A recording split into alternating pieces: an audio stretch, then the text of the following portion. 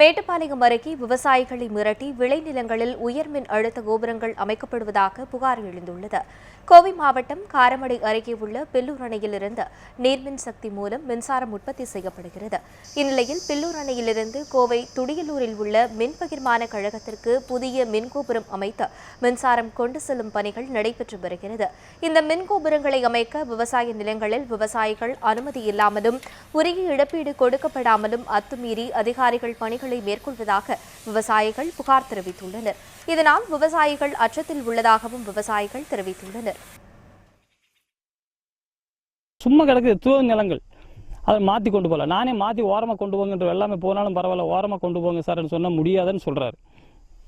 EB அதிகாரி முடியாதுன்னு சொல்கிறாரு. நாங்கள் காலையில் கெஞ்சி கூட கேட்குறோம் அப்படிங்கிற மாதிரி கூட நான் முறையாக கேட்டு பார்த்தேன். ஆனால் முடியல.